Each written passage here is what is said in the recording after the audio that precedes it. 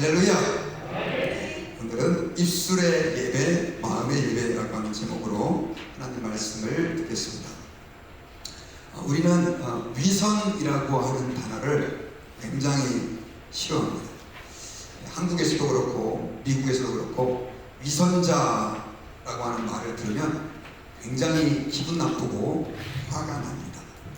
그래서 위선이라고 하는 단어를 언급하는 것조차도 사람들은 별로 좋아하지 않습니다. 근데 제가 말씀을 준비하는 가운데 위선을 가지고 좀 리서치를 하다 보니까 한 철학자가 위선이 그렇게 나쁜 것이 아니라고 하는 기사를 좀 봤어요. 흥미있어서 좀 내용을 봤는데 위선이 꼭 그렇게 나쁜 것만 아니라는 거예요. 이유가 뭐냐니까 좋은 이미지를 위해서 좋은 행동을 하는 척 하는 것 자체가 오히려 사회에 어떤 때는 정화하고 질서를 유지하는데 도움이 되는 경우도 있다, 이런 얘기를 하는 거예요. 그러면서 만약에 어떤 종교인이 그 사람은 종교인이라는 표현을 썼습니다. 목사라고 할 수 있죠. 위선적으로 꾸며내서라도 설교를 하고 사람들이 그걸 듣고 거기에 순종한다고 한다면 오히려 사회는 더 안정적이 되고 사람들은 착한 삶을 살게 될 것이다, 이런 얘기를 했던 것입니다. 하버드 대학교의 교수였던 주디스 슈클라라고 하는 사람이 이런 주장을 했어요. 그러면서 미국 안에 사실 1960년대까지만 해도 인종차별이 굉장히 심했는데 그 인종차별이 없어진 것이 바로 이런 사람들의 위선적 행동 때문이다라고 하는 역설을 주장을 했습니다. 자, 여러분들 위선도 괜찮은가요? 네, 그렇지 않죠. 만약에 이 위선이 비록 좋은 기능도 어쩔 수 없어서 이런 선한 영향력도 나타낼 수 있다 할지라도 만약에 정말 위선이라고 하는 것이 우리 모든 사회에 그냥 자연스럽게 허용이 된다고 하면, 그리고 국가의 지도자라든가 교회의 지도자들이 이런 위선적인 행동을 계속해서 하고 있다고 한다면 그 나라나 조직, 교회가 얼마나 혼란스러울지 우리는 상상해 보지 않을 수가 없다는 것이죠. 사실 여러분, 예수님과 바리새인 얘기했을 때 성경에서 가장 큰 갈등의 요소는 어디 있었냐면 바로 바리새인들과 서기관들의 위선에 있었습니다. 바리새인들과 서기관들은요, 하나님을 가장 잘 섬기는 존경받는 종교인들이었습니다. 하지만 예수님의 눈에 볼 때는 그들은 철저하게 위선자들이었습니다. 예수님은 오히려 그들의 그 위선이 다른 사람에게 나쁜 영향을 끼칠 것을 염려해서 바리새인들의 누룩을 조심해라 라고 말할 정도로 그들의 그 위선을 심각한 문제로 보셨기 때문에 그렇습니다. 오늘 본문도 마찬가지입니다. 바리새인들과 서기관들이 예루살렘으로부터 제자들에게 와서 그 제자들이 손을 씻지 않고 음식을 먹는 걸 보고 지적을 했습니다. 그때 예수님께서는 오히려 바리새인들과 서기관들에게 오히려 너희가 위선자다. 너희들이 입술로는 하나님을 공경하지만 마음은 하나님에게서 멀고 하나님을 헛되이 경배하고 있다라고 하면서 그들의 그 위선을 지적하셨습니다. 사실 하나님을 그 당시 가장 잘 섬긴다고 했던 바리새인들과 서기관들마저도 그런 위선의 유혹에 빠져들어갔다고 한다면 오늘날 우리도 예외는 아닐 것입니다. 그래서 저는 위선을 바이러스에 좀 비유를 하고 싶어요. 정신 안 차리면 우리가 바이러스에 감염돼서 큰 질병을 겪고 마음의 고통을 겪는 것처럼 위선이라고 하는 것은 우리 그리스도인들, 특별히 신앙생활을 오래 하고 많이 했던 사람에게도 아주 심각한 우리의 생명을 파괴하는 바이러스와 같은 존재가 될 수 있다는 것이죠. 그래서 우리가 오늘 본문을 통해서 그렇다고 한다면 그리스도인들이 이렇게 위선이 팽배하고 위선이 합리화되는 그런 세상에서 어떻게 하면 진심으로 하나님을 기쁘시게 하는 삶들을 살 수 있을 것인가? 하나님께서는 우리에게 어떤 모습을 위선 대신 원하시는지 우리가 말씀을 중심으로 살펴보기를 원합니다. 자, 먼저 하나님께서는요, 우리가 하나님 앞에서 진실한 삶, 위선적이지 않은 삶들을 살기를 원하시는데, 그러기 위해서는 다른 사람보다는 나 자신을 살필 줄 아는 사람이 되기를 원하십니다. 자, 우리 1절 말씀을 다 같이 한 번만 더 읽어보겠습니다. 시작. 바리새인들과 또 서기관 중에 몇이 예루살렘에 와서 예수께 모여들었다가, 자, 바리새인들과 서기관들이 게네사렛에 있는 예수님을 예루살렘으로부터 만나기 위해서 왔습니다. 사실 우리가 이스라엘 지역 자체가 우리의 이 마음에 지도상이라든가 거리상으로 잘 새겨져 있기 때문에 이들이 어떤 과정으로 예수님에게 왔는지 좀 살펴보기가 쉽지는 않습니다. 그래서 제가 여러분 알고 계시겠지만 또 지도를 한 번 갖고 왔어요. 이 지도에 보시면 지금 저 위쪽에 파란색 동그라미가 갈릴리 호수고요, 밑에가 사해 쪽입니다. 근데 그 사해 바다 왼쪽에 있는 게 뭐냐면 예루살렘이고요, 저 갈릴리 위쪽에 있는 게 게네사렛, 지금 예수님께서 말씀을 전하고 있는 지역이에요. 여기까지 거리가 한국 킬로미터로는 약 130km 정도 되고요, 마일로 따지면 한 80마일 정도 되는 거리입니다. 그때는 자동차 비행기가 없었기 때문에 주로 걸어 다녔는데, 걸어가면 한 3일에서 4일 정도를 걸어야 되는 거리예요. 그런데 그 남쪽에 있던 예루살렘에서 바리새인들과 서기관들이 저 갈릴리까지 예수님을 만나기 위해서 왔습니다. 왜 왔을까요? 그 이유는 예수님에 대한 소문이 너무나 강력해서 오병이어의 기적이라든가 물리로 걸으신 사건이라든가 죽은 자를 살린 사건이라든가 이런 것들이 자꾸 나오니까 이게 도대체 무슨 일인가 하고 와서 가서 본 거예요. 그런데 그들이 예수님에게 왔을 때는 예수님의 말씀에 은혜를 받고 그거를 믿기 위해서 온 게 아니라, 그들은 예수님이 그 지역사회에서 많은 사람들에게 존경을 받고 심지어 메시아일지도 모른다고 하는 소식이 들려지니까 여기에 위험을 느끼고 예수님에게 간 거예요. 그리고 그들이 거기 가서 유심히 예수님이 하는 일을 지켜보다가 한 일이 뭐였냐면, 바로 제자들이 이제 문제를 일으키는 거 한 가지 본 거예요. 무슨 문제를 일으키는 걸 봤냐? 바로 음식을 먹을 때 손을 씻지 않고 음식을 먹는, 씻지 않은 손으로 떡을 먹는 장면을 보게 된 것입니다. 자, 손을 씻지 않고 음식을 먹었다. 우리 입장에서는 별 큰 문제는 아닌 것 같아요. 하지만 바리새인들의 입장에서는 3절과 4절을 보면요, 여기 가로 열고 소개가 되어 있는데, 손을 씻지 않고 먹는 것이 얼마만큼 그들에게 있어서 큰 문제였는지를 설명하고 있어요. 바리새인들과 유대인들과 장로들은 그들에게 어떤 전통이 있었냐면, 손을 씻지 않고는 음식을 먹으면 안 되는 전통이 있었습니다. 그리고 시장에서 돌아와서도 반드시 물을 뿌리지 않고는 먹지 않았고요, 쉽게 말하면 샤워를 해야 됐고요, 그리고 잔과 주발과 녹그릇까지도 씻는 습관들이 그들에게 있었습니다. 이 사람들이 위생관념이 철저해서 이렇다라고도 볼 수 있지만, 사실 그들이 위생관념이라기보다도 성경 레위기에서 하나님께서는 이스라엘 백성들을 부정한 사람들은 이러이러한 사람들이다 라고 규정해 놓은 그 규율들이 있는데, 거기 보면 굉장히 부정해지는 경우가 많아요. 제가 혈루병 설교도 했지만 여인들이 예를 들면 월경기간들의 생리기간 중이라든가, 혹은 또 그 전에 남성과 같이 남자들이 여자와 하룻밤을 잤다든가, 또 그 다음에 시체를 만졌다든가 사체를 만졌다든가 또 부정한 음식을 먹었다든가 하면 이 사람들은 다 부정해지는 거예요.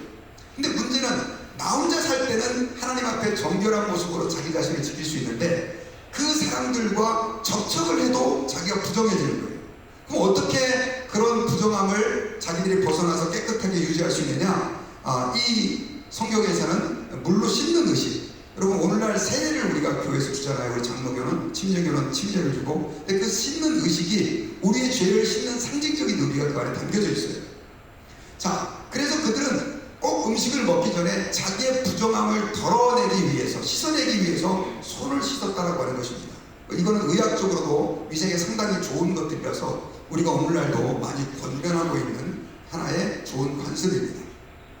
자, 그런데 유대인들은 특별히 구약의 율법을 해석한 장로들의 유전 할라카라고 하는 곳에서 아주 성경과 버금가는, 성경과 거의 동등한 의미로 손을 반드시 씻어야만 음식을 먹을 수 있다라고 사람들에게 규율을 정해서 강요를 했고요, 바리새인들과 서기관들 그리고 하나님을 사랑한다고 하는 유대인들은 다 그걸 의무적으로 행해야 했던 것입니다. 그런데 바리새인들이 예수님의 제자들을 보니까 아마도 무슨 급한 일이 있었겠죠. 사역이 바쁘다 보니까 손을 못 씻고 그렇게 음식을 먹었던 것 같습니다.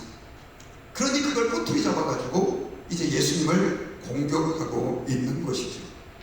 예수님께서는 그들의 이 공격이 너무 황당했습니다. 그래서 너희들이 입술로는 하나님을 경외하지만 마음은 멀다라고 그들의 위선을 책망한 것이다 라고 하는 것이죠. 자, 여러분, 이 바리새인들과 서기관들은 예수님에게 나오면서도 또 예수님의 말씀을 들으면서도 그들은 그분의 말씀에 은혜를 받기 위해서가 아니라 예수님이 도대체 무슨 문제가 있는가, 제자들이 어떤 프로블럼이 있는가라고 하는 것을 눈에 불을 켜고 찾으면서 예수님을 따르는 그런 위선적인 행동을 하고 있었던 것입니다. 어떻게 말하면 외적으로 그들은 너무나 먼 거리를 달려와서 예수님의 말씀을 들었기 때문에 그들은 참 열심이다, 참 훌륭하다 라고도 객관적으로 말할 수 있지만, 오히려 그들의 그 열심과 또 그들의 그 헌신은 잘못된 방향으로, 위선적인 방향으로 흐르고 있었던 것을 알 수가 있습니다. 여러분, 오늘날도 이것은 마찬가지입니다. 많은 사람들이 신앙생활을 하면서 정말 하나님을 기쁘시게 하고 하나님의 뜻을 구하고 하나님을 사모함으로 하나님께 나와야 되는데, 문제는 자꾸 다른 사람의 문제점만 살피면서 신앙생활하는 사람들이 있습니다. 교회에서 설교를 듣잖아요. 그러면 이분들은 이렇게 생각합니다. 오늘 목사님 설교가 너무 좋았어. 우리 와이프가 오늘 와서 들었었어야 되는데. 내 자녀가 오늘 왔으면 너무 좋았을 텐데. 오늘따라 이놈이 교회를 안 나왔네. 녹음해서 꼭 듣게 해야지. 말씀을 전파해서 듣게 하는 것은 아름다운 일인데, 문제는 이 말씀을 가지고 내 심령 깊숙이 적용해서 나에게 향하는 하나님의 뜻이 무엇인가라고 하는 거에는 별로 관심이 없고, 다른 사람들의 문제점만 보면서 신앙생활하는 사람이 많은 거예요. 여러분, 특별히 보수적인 교회, 저희 교회도 보수적인 교회죠. 보수적인 교회라고 하는 교회들의 좋은 점은 하나님의 말씀을 많이 강조하고 말씀대로 살아내려고 애를 많이 쓰는데, 많은 사람들이 이 말씀을 자기를 돌아보고 자기를 점검하는 데 사용하지 않고 오히려 다른 사람의 문제점을 찾아내는 데 사용하는 일들이 너무너무 많아요. 사실 이런 태도가 바로 어떤 태도냐? 위선적인 태도입니다. 나에게는 지금 문제가 있는데 나의 문제는 보지 않고 상대방의 문제점만 보고 있는 태도다라고 하는 것이죠. 제가 한번 생각을 해봤습니다. 바리새인들은 왜 예수님의 말씀을 듣고도, 그 정말 놀라운 하나님의 말씀을 듣고도 하나님의 아들께서 오셔서 기적을 보여주시면서 수많은 사람들의 간증을 들으면서도 회개는커녕 오히려 제자들의 문제점만 찾아내려고 했을까요? 그 이유를 심리학자들은 이렇게 설명을 했습니다. 바리새인들은 위선적이었는데, 위선적인 사람에게 한 가지 나타나는 심리학적인 태도가 있는데, 그게 바로 뭐냐면 좀 어려운 말로 자기 방어 기제라고 하는 본능이 작동을 한다는 거예요. 자기 방어 기제라고 하는 것은 무슨 말이냐면, 자신의 결점을 감추기 위해서 다른 사람의 문제에 주의를 기울이는 행동이라고 하는 것입니다. 그리고 내 자신이 해결하지 못하는 문제가 있는데, 그래서 늘 하나님 앞에 죄책감이 들고 또 그것 때문에 스트레스를 받고 있는데, 다른 사람에게 있어서의 문제를 찾아내면 나는 본능적으로 일부러 그러는 건 아니고요, 저 사람보다 낫다라고 하는 상대적 우월감을 가지게 된다는 것이죠. 그러다 보니까 그 상대적 우월감을 증명하기 위해서 자꾸만 사람들의 문제점을 책망하고 지적하면서 자기 자신은 괜찮은 사람인 것으로 가장하려고 하는, 방어하려고 하는 자기 방어 기제가 작동한다는 것이죠. 심리학자의 설명이 어떻습니까? 저는 상당히 일리가 있는 것 같아요. 그리고 제 자신에게서도 그런 모습이 있다는 걸 발견했습니다. 여러분, 성도들 가운데 우리 교회는 그런 분들이 진짜 별로 없어요. 근데 어떤 분들은 꼭 문제점만 찾아서 지적하는 분들이 계세요. 그런 분들의 많은 경우가 정말 사회 정의를 위해서 헌신하기 위해 그렇게 하는 분들도 계시지만, 대부분의 경우 자기 방어 기제가 마음 안에서 작동을 해서 다른 사람들을 비판하고 내리누르면서 자기 자신의 우월감을 드러내려고 하는 그런 경향이 있기 때문에 그렇다는 것이죠. 예를 들어 보겠습니다. 어떤 사람이 쉽게 짜증을 내는 성품을 가진 사람이 있다고 쳐봅시다. 나는 왜 이렇게 쉽게 짜증을 낼까? 늘 고민을 하고, 그래서 외부에 가서는 신경을 엄청 많이 쓰는 거예요. 회사에서도 또 사람들을 만날 때도 정말 나이스한 사람으로 이렇게 보이기 위해 애를 씁니다. 그리고 참습니다. 그런데 짜증을 내면 이걸 못 견디는 거예요. 아마 왜 당신이 짜증을 내? 여자가 좀 조심해야지. 그리고 애들이 짜증을 내면 이런 자식들아 아빠한테 왜 짜증을 내? 하면서 못 견디는 거죠. 그 이유가 뭐냐? 자기 안에 있는 이 짜증의 문제를 가지고 고민하고 있는데 다른 사람이 짜증을 내니까 이걸 가지고 오히려 더 심하게 질책을 하고, 왜냐하면 내가 싫어하는 나의 모습이 상대방에게 나타나는 거예요. 이거 실제로 상당히 근거가 있는 얘기입니다. 여러분, 우리는 오늘날 단점과 문제점을 잘 찾아내는 사람이 예리한 사람, 그리고 인기가 있는 시대를 살아가고 있습니다. 한번 생각해보세요. 뉴스라든가 그다음에 유튜브라든가 이런 거 보면요, 조회수가 많은 그 사이트들은 대부분 이런 문제 저런 문제, 그것도 생전 듣도 보지도 못한 문제를 찾아가지고 이야기하는 사람, 그러다 보니까 없는 것까지 만들어내가지고 가짜 뉴스를 퍼뜨리는 그런 사람들의 그 조회수가, 인기가 굉장히 높아요. 근데 여러분, 많은 경우 그렇게 비판적인 사람이 대안이 없어요. 근데 문제는 오늘날 그리스도인들 안에도 이런 말 그대로 대안 없는 비판, 자기 방어적 기제에서 나오는 상대방을 비판하는 이런 일종의 위선이 오늘날 교회를 지배하고 하나님의 사람들을 점점 더 좀먹고 있는 이러한 현실 가운데서 우리가 살아가고 있다라고 하는 것입니다.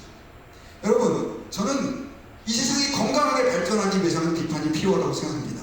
그런데 여러분, 기억해야 될 것이 있습니다. 그건 뭐냐면 내 자신을 먼저 살펴볼 수 있고, 그리고 성경에서 가장 중요하게 다루고 있는 게 뭐냐면 죄를 비판하는 것이 중요한 것이 아니라 그 죄인이 어떻게 그 문제가 해결될지에 집중하는 것, 그거가 굉장히 중요하다는 거죠.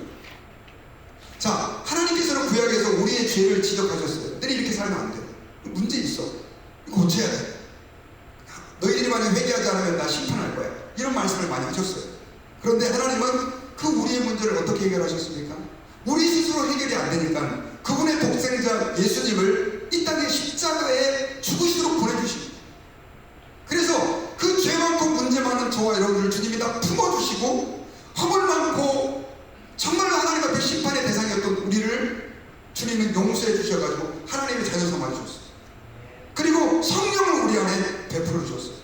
한번 생각해 보세요. 비판을 많이 하는 사람들의 입장에서 이게 이해가 안 됩니다.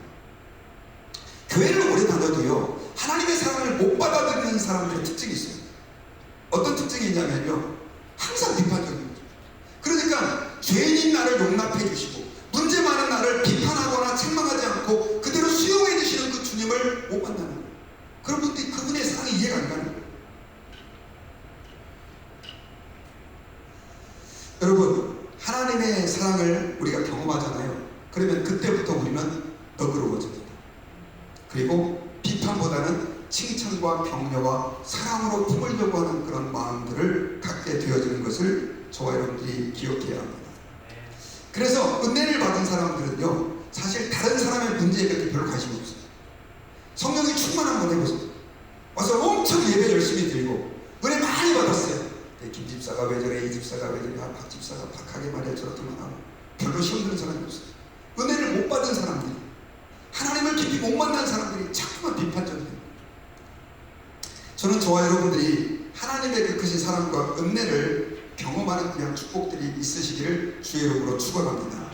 그래서 다른 사람들을 품을 수 있는 여유와 그 사랑이 여러분들의 심령 안에서 솟아올라서 여러분들의 배우자에게, 아내에게, 남편에게, 자녀들에게, 또 우리 교회 성도들에게 너그럽게 품을 수 있는 그런 은혜가 있으시길 바랍니다. 저는 여러분, 은혜를 받고 나서요, 몇 년 동안 못 깨달은 게 있어요. 그게 뭐냐면요, 예수님이 그렇게 너그러우셨다는 걸 잘 몰랐어요. 저는 주님의 뜻대로 바로 살기 위해서 엄청나게 노력을 했는데 하면 할수록 무너지는 제 자신을 발견하고 너무너무 괴로워했어요. 아까 제가 방어기제 얘기했잖아요. 그게 바로 제 얘기예요. 제 얘기. 저도 그렇더라고요. 그러다가 제가 은혜를 받은 게 있어요. 예수님을 팔려는 마음을 먹었던, 결정까지 했던 가룟 유다의 발을 예수님이 씻겨주시죠. 그리고 3번이나 예수님을 부인했던 베드로에게 다시 찾아오셔가지고 요한의 아들 시몬아, 네가 나를 사랑하느냐라고 하는 말씀을 주시죠. 여러분, 기독교는 그런 것입니다. 어떻게 우리가 원수를 사랑해요? 못합니다, 여러분.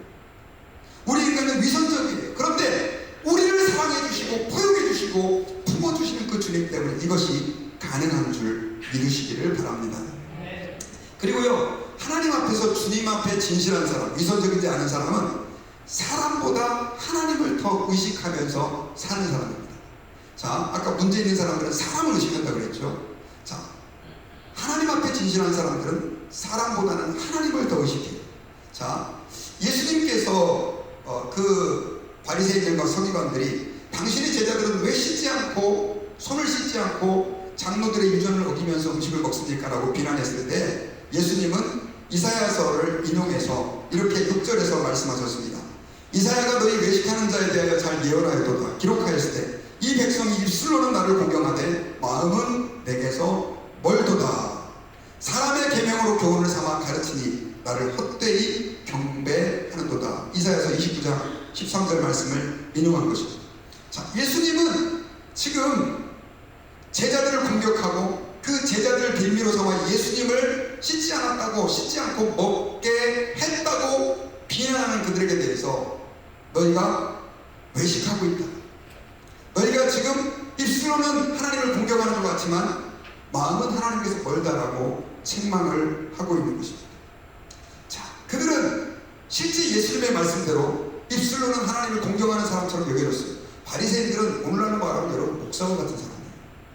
가장 많이 기도하고 가장 많이 하나님을 사랑하고 교회를 가장 많이 하는 사람들이었지만 예수님이 보실 때는 그들은 입술로만 하나님을 사랑하고 하나님을 공경하고 겉으로는 하나님을 공경하지 않는, 마음은 딴 데가 있는 그런 위선자로 예수님께서는 말씀을 하고 있습니다. 여러분, 유대인들은요 사실 구약의 그 모세오경이라고 하는 이 율법을 하나님 말씀대로 살기 위해서 엄청나게 애썼어요. 그 엄청난 노력의 하나의 결과가 바로 뭐냐면 장로들의 유전이라고 하는 할라카입니다.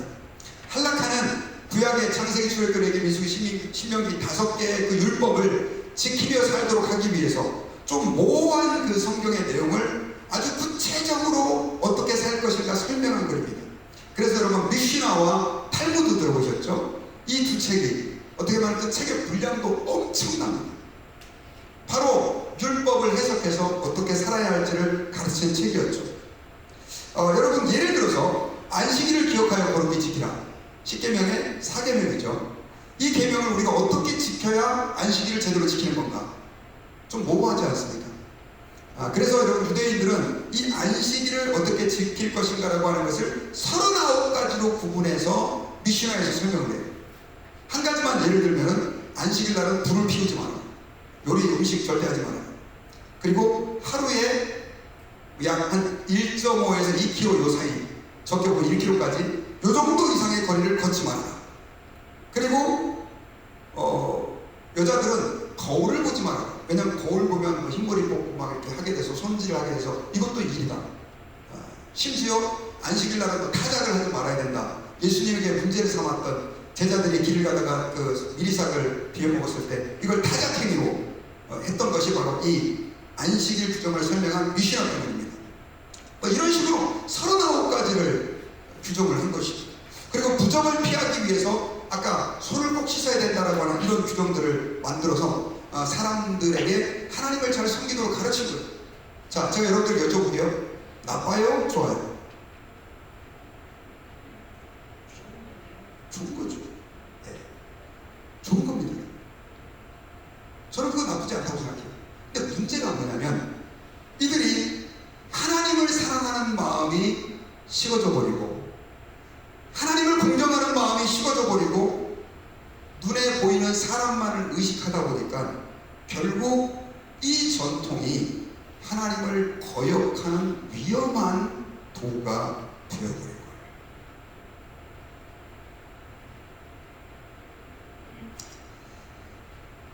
여러분 오늘날도 이런 일이 생길 수 있습니다. 자, 우리가 오늘 하나님께 예배를 드리기 위해 이 자리에 모였죠. 아멘입니까? 근데 사실 주일날 11시에 모여서 시간을 맞춰서 찬양을 부르고 설교를 듣고 성경 공부도 하고 순모임도 나누고 음식도 먹고 아주 아름다운 일이죠. 하나님을 더 잘 섬기기 위해서 우리가 지금 이 시스템을 만든 겁니다. 근데 여기에서 하나님이 빠져버리면 어떤 일이 생길까요? 심각한 문제입니다. 우리의 이 모든 행동은 다 뭐가 되죠? 위선이요, 외식이 되는 거예요. 지금 바리새인들이 그렇게 된 거예요.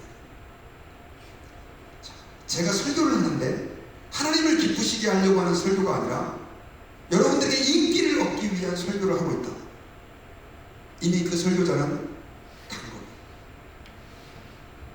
대표기도 하는 분이 여기 회중들 앞에서 대표기도를 하는데 하나님을 의식하지 않고 오늘 내가 대표기도를 진짜 멋지게 잘해야지. 오늘도 대표기도를 은혜스럽게 잘 하셨지만 사람들을 의식해서 대표기도를 하고 있다고 한다면 찬양팀이 하나님께 찬양을 드리는 게 아니라 오늘은 진짜 기가 막히게 지난주에도 칭찬 들었는데 우리 성도들에게 칭찬을 더 듣기 위해서 한번 잘해야지 하는 마음만 가지고 찬양을 드리고 있다고 한다면 자, 제가 여쭤볼게요. 예배입니까? 예배가 아닙니까? 이건 예배가 아닌 거예요. 그냥 콘서트. 토저 목사님이 그래서 이런 얘기를 했어요. 예배는 콘서트가 아닙니다. 콘서트가 하나님을 의식하는 것이 빠져버리면 아무리 화려한 오케스트라가 동원되고 목사의 설교가 아무리 화려하게 성도들에게 선포되어도 결국 이 모든 행동은 외식이고 위선이 될 수 있습니다. 여러분, 우리가 언제 위선에 빠집니까? 하나님을 의식하지 않고 하는 모든 종교적인 행동이다라고 하는 것을 우리는 좀 심각하게 고민을 해야 합니다. 그래서 여러분, 저는 목회를 하면서 한 가지 늘 고민하는 게 있어요. 이게 뭐냐면 성도들이 외식적인 신앙, 위선적인 신앙에 빠지지 않도록 하기 위해서 고민을 하는 것입니다. 가끔씩 이렇게 오래된 형식, 우리가 늘 해왔던 것들도 바꿔야 되는 이유가 뭐냐면 목사님 이거 계속 해왔던 건데요, 이게 잘못하면 하나님을 잊어버리고 망각한 채 습관에 젖어서 그냥 반복되는 패턴이 될 수 있다는 거죠. 요즘은 그렇게 큰 문제가 안 되는 것 같은데요, 제가 1990년도에 신학교를 다닐 때 한참 그때 일어났던 운동이 뭐냐면 주보에다가 헌금자명을 올리지 말자, 이런 운동이었어요. 주보에다가 헌금자명을 우리 교회에 좀 올리죠. 그래서 제가 미국에 처음 왔을 때는요 그거 안 올렸어요. 왜냐하면 사람들이 이 주보에 올리는 헌금자 명단 때문에 헌금한다는 거예요. 실제로 또 저한테 이렇게 얘기하는 분들이 계세요. 목사님, 이렇게 헌금자 명단을 올리면요 부담스러워서라도 헌금 더 해. 중직자들은요 특히 빠져나가지 못해요. 이렇게 하니까. 자, 이게 온전한 교회입니까? 잘못된 거잖아요. 그리고 또 헌금 바구니 돌리니까 목사님 이거 사람들 눈치 때문에 헌금하는 사람, 아마 안 돌렸으면 안 했을 뻔했는데 그래도 내 체면에 헌금하는 시간이니까 지금 내가 그래도 명색이 교회 중직인데 해석하는 사람들이 있으니까요 헌금 바구니를 돌려야 된다고 해가지고 실제로 그렇게 얘기하는 교회들이 많이 있었어요. 근데 여러분, 이게 성경적인가요? 하나님을 보실 때 하나님이 받으실 만한 행동인가요? 아니죠. 그래서 싹 없앴습니다. 헌금도 들어오면서 하게 하고 주보의 명단도 안 올리고. 근데 제가 그렇게 미국 와서 몇 년을 하면서 나중에 느낀 게 있어요. 뭐냐면 내 마음 중심이 하나님께로 향하지 않으면 아무리 시스템과 형식을 바꿔도 소용이 없다. 그러니까 죄송한데요, 이거 주보에 이름 올리느냐 안 올리느냐 이게 큰 문제가 아니라는 거예요. 그래서 지금 우리 교회는 성경에도 보면은 이렇게 하나님께 헌신한 사람들 느헤미야에도 보면 이름이 올라가잖아요. 그리고 또 헌금 낸 거에 대한 출처 확인도 의미가 있고요. 이거 했으니까 이분들 존경해 주십시오, 이런 의미가 아니에요. 그런 의미에서 우리가 주보에 이름을 게재합니다. 여러분, 우리가 신앙생활을 할 때 꼭 한 가지 기억해야 될 것이 있어요. 아무리 내가 신앙생활을 열심히 하고 뭔가를 잘해도 하나님을 의식함 없이 단지 사람의 이목 때문에 하는 것이라고 한다면 그것은 위선이 되고 외식이 될 수도 있다는 사실을 기억하시기 바랍니다. 저는 저와 여러분들이 그래서 오늘 이 말씀을 들으면서 하나님을 의식하는 결단들이 일어나기를 주의 이름으로 축원합니다. 헌금 드릴 때, 예배 드릴 때, 찬양 드릴 때, 하나님 앞에 봉사할 때, 물론 사람들이 우리 눈에 보이지만 그러나 그 모든 것이 하나님께 드려지는 것이다 라고 하는 것을 우리가 인식을 하고 신앙생활을 해야만 우리는 나도 모르게 빠져버릴 수 있는 위선의 늪에서 벗어날 수 있다는 사실을 우리는 기억해야 합니다. 그리고 마지막 세 번째로요, 나 자신이 아닌 하나님을 사랑하는 사람이 위선에서 벗어날 수가 있습니다. 자, 우리 구절을 같이 한번 보면 예수님께서 이렇게 선언을 했습니다. 또 이르시되 너희가 너희 전통을 지키려고 하나님의 계명을 버리느니라. 자, 바리새인들을 지적하면서 예수님께서 입술로만 니들이 하나님을 경배하고 마음은 멀다라고 하는 걸 책망하면서 한 가지 전통을 지키려고 그 전통보다도 아까 말씀드렸던 탈락하보다 장로들의 유전보다 훨씬 더 중요한 하나님의 계명을 버리는 그 사건을 한 가지 실례로 들어서 설명했습니다. 그게 바로 뭐냐면 부모님을 공경하라고 하는 10계명과 관계된 고르반이라고 하는 그 우리가 좀 생소한 단어입니다. 우리 10절부터 13절에 보면 예수님은 이렇게 말씀하셨어요. 모세는 내 부모를 공경하라 하고 또 아버지나 어머니를 모욕하는 자는 죽임을 당하리라 하였거늘 너희는 이르되 사람이 아버지에게나 어머니에게나 말하기를 내가 드려 유익하게 할 것이 고르반 곧 하나님께 드림이 되었다고 하기만 하면 그만이라 하고 자기 아버지나 어머니에게 다시 아무것도 하여드리기를 허락하지 아니하여 너희가 저런 전통으로 하나님의 말씀을 폐하며 또 이 같은 일을 많이 행하느니라 하시고 라고 기록되어 있죠. 자, 이 무슨 말이냐면요, 10계명의 5계명이 뭔지 여러분 기억하시죠? 내 부모를 공경하라.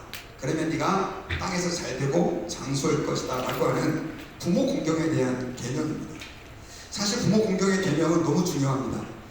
10계명은 두 돌판으로 이루어졌는데 한쪽은 하나님을 향하여 하신 계명이고 또 하나는 인간을 어떻게 섬기고 사랑할 것인가에 대한 계명이에요. 그래서 하나님을 잘 섬기라라고 하는 계명은 나 외에는 다른 신을 내게 있게 말지니라가 첫 계명이고 인간을 향한 첫 계명은 어떤 계명이냐? 부모를 공경하라.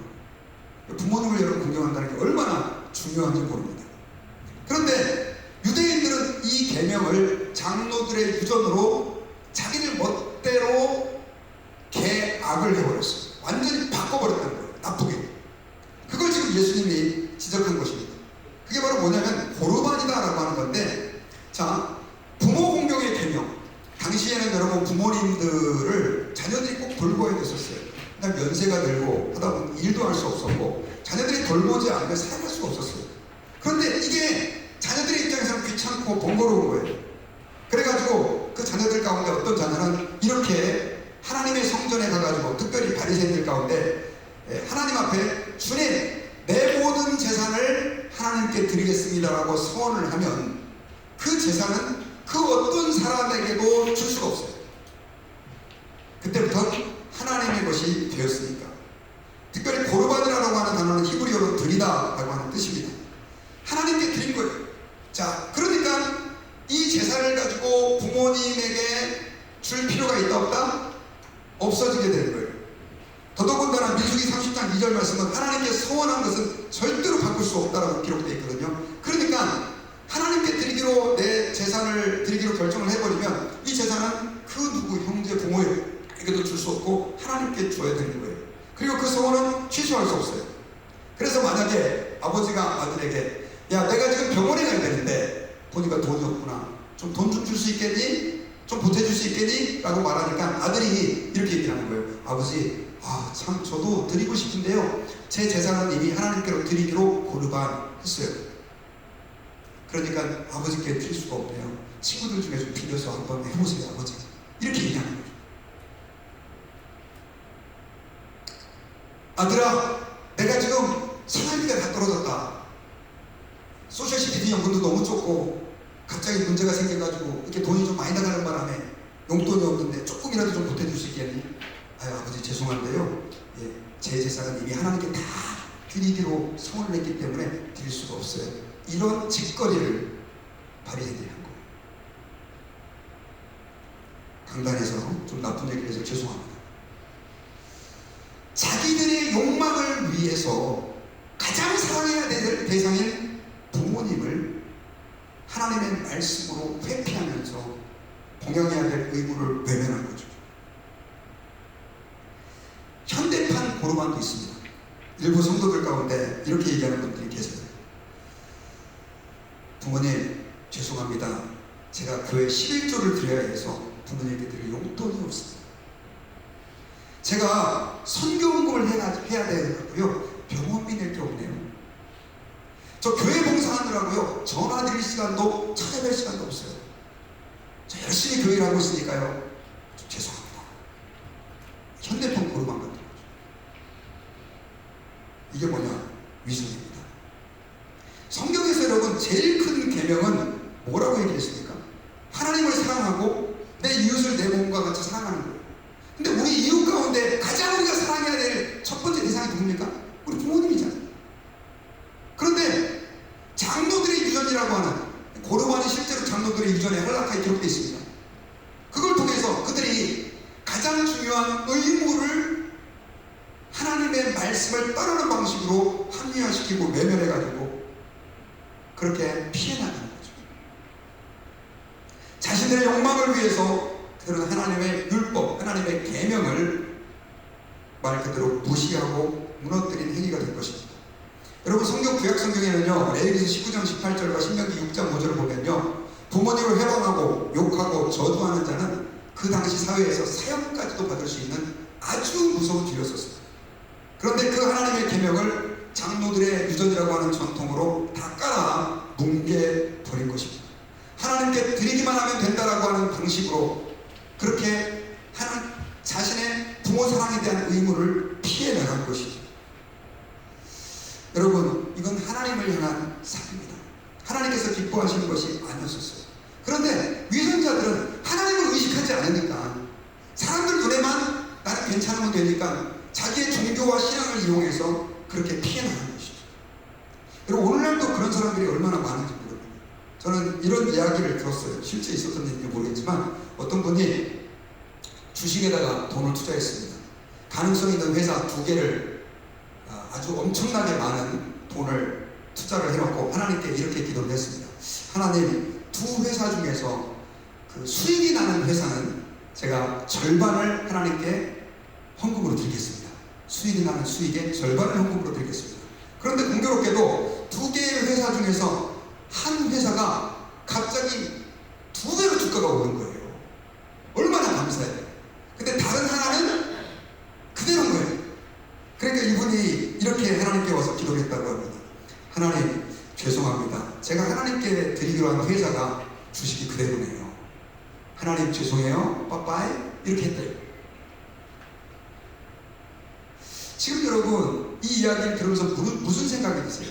우리는 얼마나 하나님을 의식하지 않고 내 편한 대로 하나님을 이용하고 내 마음대로 그렇게 하나님을 섬기는지 몰라요. 바리새인들은요, 어느 정도로 신앙생활을 열심히 했냐면요, 소득의 11조를 했어요. 선물 받은 것까지 11조 계산하고 일주일에 2번씩 금식을 하고요, 하루에 3번씩 한 번도 안 빠지고 기도를 하는 그런 사람들이었다는 거예요. 혹시 여러분들 가운데 그렇게 하는 분들 계세요? 그렇게 하나님을 열심히 사랑한다고 해도 이런 외식에 빠질 수 있는 것이 우리 그리스도인들이다 라고 하는 사실을 기억해야 합니다. 그래서 여러분, 우리는 우리 자신을 한번 점검해 봐야 돼요. 신앙생활 할 때 내 안에 지금 하나님을 사랑하는 마음이 있는가, 그리고 이웃을 사랑하는 그 사랑이 있는가 한번 점검해 봐야 돼요. 내 안에서 신앙생활에서 사랑이라고 하는 단어가 빠져버리면 말라 비틀어진 그리스도인, 겉모습은 교회의 목사고 장로고 집사고 할 수 있지만, 그러나 내 심령은 이미 죽은 자, 주님이 보실 때는 입술로만 주님을 경외하고 마음은 떠나있는 그런 사람이 될 수 있다는 것을 우리는 기억해야 합니다. 여러분, 에베소 교회는요, 굉장히 열심히 진리를 전하는 교회였었어요. 요한계시록에 보면 에베소 교회는요, 이단들이 그 당시 많이 썼는데 하나님 말씀을 깊이 연구해서 이단들을 분별해내는 그런 진리를 추구하는 교회였고요, 또 얼마나 열심히 봉사를 했는지 사람들이 굉장히 열심히 말 그대로 봉사하는 교회였었어요. 그런데 그 에베소 교회를 향하여 예수님께서는 뭐라고 얘기했습니까? 네가 첫사랑을 버렸다. 첫사랑을. 여러분, 교회가요, 많은 일들을 하고 열심으로 뭔가를 하고 해도요, 하나님에게 대한 사랑, 이웃에게 대한 사랑이 식어져 버리면 교회는 말라버리는, 껍데기만 남은 그런 위선적인 교회, 외형적인 교회가 될 수밖에 없다는 거예요. 사실 에베소 교회는요, 여러분 사도행전 19장에 보면 바울이 2년간 두란노에서 하나님 말씀을 가르치면서 사람들이 그 말씀 때문에 어떤 결단을 했냐면요, 마술책들을 모아다가 요즘으로 하면 사주팔자 보는 거 있잖아요. 이런 것들, 점치는 것들, 이런 것들을 태워서 돌에다 태웠는데 은 5만. 그래서 제가 은 5만을 요즘 화폐 가치로 계산해 보니까 50만 불에 해당하는 거예요. 그 에베소 지역에서 그렇게 사람들이 회심하고 하나님 말씀으로 돌아왔는데 불과 얼마 되지 않아가지고 요한계시록 때 100년도 안 됐죠. 그때 그들은 그 사랑을 잃어버리고 형식만 남고 껍데기만 남은 거죠. 예수님이 그 교회를 향하여 뭐라고 얘기를 했냐면요, 네가 첫사랑을 잃었다. 어디서부터 떨어졌는지 돌이켜 회개하지 않으면 촛대를 옮겨버리겠다. 촛대를 옮긴다는 말은 교회를 지워버리겠다는 뜻이에요. 없애버리겠다는 뜻이에요. 나중에 여러분 에베소 그 교회는요, 그 이슬람권에 의해서 지배를 당하고, 요번에 작년에 제가 갔다 왔잖아요. 튀르키예 재작년에 가보니까 여러분 흔적만 남아있어요. 어디에 교회가 있었는지도 몰라요. 폐허예요. 고린도전서 13장에서는요, 우리가 사람의 마음과 천사의 말을 할지라도 사랑이 없으면 예언하는 능력이 있어 모든 비밀과 지식을 알고 산을 옮길 만한 믿음이 있어도, 내 몸을 불사르게 되어주는 순교의 헌신이 있어도 사랑이 없으면, 한번 따라해 봅시다. 아무것도 아니다. 사랑이 없으면 우리 교회는 여러분 사랑이 있어요. 교회가 뭐 성장해서 사람들이 많이 모이면 좋지만요, 사랑이 있어요. 그 사랑이 교회의 핵입니다. 지난주에 제가 이호령 교수, 돌아가신 이호령 교수의 CTS와의 대담을 좀 보게 됐습니다. 거기에 보니까 정말 이분이 대단하더라고요. 요즘 학기 예수님을 영접했지 않습니까?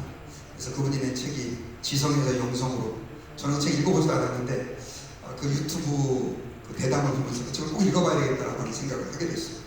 근데 이분이 이런 얘기를 하는 거예요. 5년 전에 한 얘기인데, 그때 이제 AI가 막 나오네 마네 이런 얘기가 있었어요. 챗GPT가 나온 지가 3년밖에 안 됐으니까요.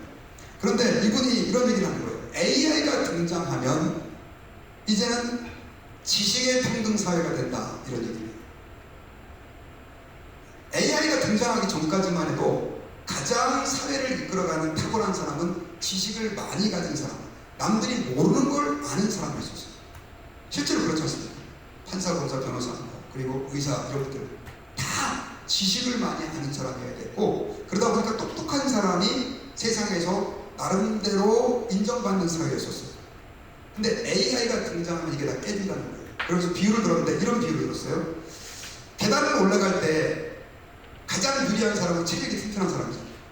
그래서 젊은 20대 우리 청년들도 있지만 제가 도저히 못 따라가죠. 7, 80대 우리 어르신들은 더 힘들 겁니다. 그런데 이 모든 차별을 깨트린 게 뭐냐? 엘리베이터. 엘리베이터를 타면 나이 든 사람이나 젊은 사람이나 똑같이 올라가는 거예요. 이제 AI가 도래함으로 인해서 지식의 평준화 시대가 되었다는 거예요. 저는 그걸 느낍니다. 여러분, 우리 애들이 제가 모르는 걸 알아요. 인생에서 오랜 시간이 지나야 경험되어야 될 만한 것들을 지금 10대, 20대 아이들이 더 많이 합니다. AI를 얼마나 잘 쓰느냐가 이제는 더 중요한 이 세상의 이 성공의 관건이 됐어요. 근데 이 얘기를 좀 왜 하느냐? 그 이효령 교수가 그런 얘기를 하면서 이런 얘기를 합니다. 그러면 앞으로 도래할 시대는 어떤 사람이 괜찮은 사람입니다. 이제는 지성이 아니라 영성의 시대로 갈 거다. 가장 우리 인간에게 가치 있는 것은 영성이다. 영성이라는 게 뭐냐? 하나님을 사랑하고 이웃을 사랑하는 그 사람이다. 어려운 사람을 도와주는 건 죽었다 깨나도 AI가 못한다. 아무리 지식이 많은 사람, 이제는 소용없다. 정말 이 세상에서 존중받는 사람은 사랑하는 사람이 될 것이다. 섬기는 사람이 될 것이다. 도와주는 사람이 될 것이다. 이 시대의 지성이라고 하는 거니라 뭔가 말하는 게 다른 거예요. 제가 그래서 아멘 했어요. 이걸 5년 전에 얘기했답니다. 여러분, 교회에 있어서 가장 중요한 거, 신앙생활할 때 아무리 세월이 지나도 요즘 같은 AI 시대에도 변치 않는 게 있는데, 그건 뭐냐면 사랑인 줄 믿으시기를 주의 이름으로 축원합니다. 사랑하는 사람이 이제는 가치 가치 있는 사람이고 사랑하는 사람이 소중한 사람. 그런데 교회가 사랑이 빠져버린다고 한다면 이게 더 이상 교회일 수 있는 거죠. 바리새인들은 그 사랑을 빼먹고 하나님을 섬기는 위선 가운데에서 살아갔던 거예요. 저는 이제 말씀의 결론을 맺겠습니다.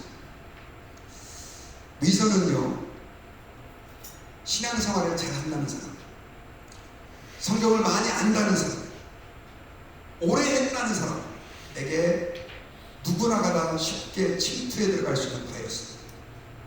초신자들보다도 오래 신앙생활한 사람이 이 위선의 바이러스에 훨씬 더 위험하게 노출되어 있다고 하는 사실을 기억해야 합니다. 그래서 우리는 지금 오늘 당장 손을 써야 합니다.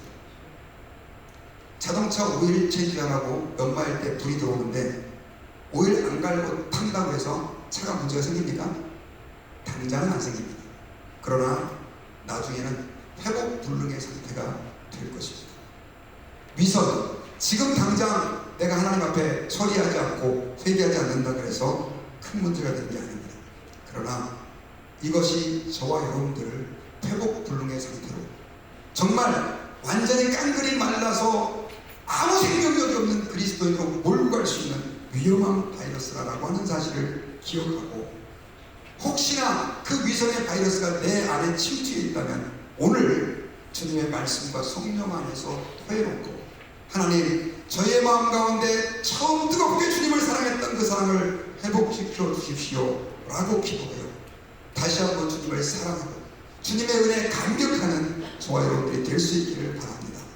예수님의 그 마음이 나의 마음이 되고 하나님을 사랑하는 것이 나의 삶에 있어서 가장 중요한 가치가 되는 은혜가 있으시기를 주의 이름으로 축원합니다. 제가 바리새인들의 모습 속에서 세 가지를 얘기했는데, 그것은 하나님을 정말 진실하게 사랑하는 사람은 사람을 의식하기보다도, 다른 사람을 의식하기보다도 나 자신을 살피시는 사람, 그리고 사람보다는 하나님을 의식하는 사람, 그리고 형식보다는 하나님을 사랑할 수 있는 사람이 된다고 하는 것을 오늘 본문을 중심으로 말씀을 나눴습니다. 저와 여러분들에게 이 은혜가 있어서 위선자가 되지 맙시다. 이 설교는 좀 불편하다고, 하나님을 진실하게 사랑하는, 그래서 늘 주님의 은혜가 저와 여러분들의 마음 속에서 솟아오르는 그런 은혜가 있는 주의 백성들이 되시기를 주의 이름으로 축원합니다.